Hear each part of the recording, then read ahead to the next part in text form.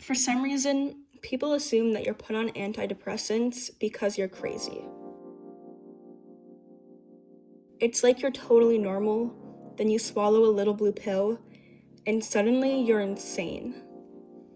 When I was first prescribed Zoloft with a mix of risperidol, I told myself it worked, even though it didn't. I told myself I was fine, even if it felt like I couldn't get out of bed. Like I wanted to melt into my sheets and pretend I didn't exist. So I was too crazy for Zoloft. I learned in the psych ward that Zoloft is what they put you on before they're able to determine how crazy you truly are. Everyone starts off on Zoloft, and once the doctors realized it was a real nutcase, they switched the little blue pill for something that made me irrationally mad. Then it turned yellow, then pink. The doctors trying to fix my moods like a mood ring, except I was the ring, and the ring was broken. It made my first doctor mad that I wouldn't stick to one pill, that I wasn't an easy fix. She told me not to see her anymore, that I was too crazy for her too. When I was diagnosed with chronic migraines, I had a grocery list of medications that didn't work, and an even smaller list of those that did. The neurologist added one more, Topamax, used to treat seizures, eating disorders, and migraines. One more X on the crazy checklist marked off. But I actually started to feel better.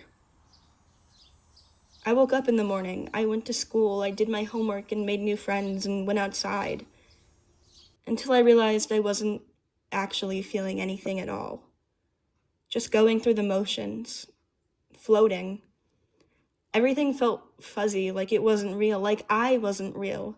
My fingers and toes buzzed with electricity. I couldn't focus on anything but my irrational need to scream. My brain was an oven cooking my serotonin into vapor. Switching medications can take weeks, and even then it might not work, so what's the point? Walks in the park where the cool blue breeze ruffles your hair. Late nights with your friends where you laugh so hard you forget what you were laughing about in the first place. The glow-in-the-dark stars you taped to your childhood bedroom wall. Now when I tell people I'm on a cocktail of antidepressants, anti-seizure, and pro-retina medications, they look at me like I'm crazy. And maybe I am, but I'd rather be happy and crazy than crazy and dead. I've had people tell me that these medications change who I am, that my brain must be slime, that they won't go on them because they're afraid of losing their creativity.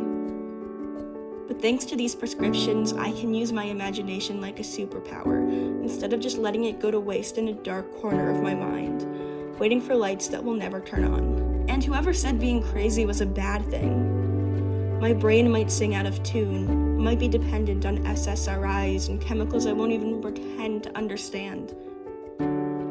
It might be broken, but it's mine, and I'm learning to love it. And that gives you no right to call me crazy. Without these prescriptions, I wouldn't be alive. And thanks to these medications, I get to experience life instead of just living it.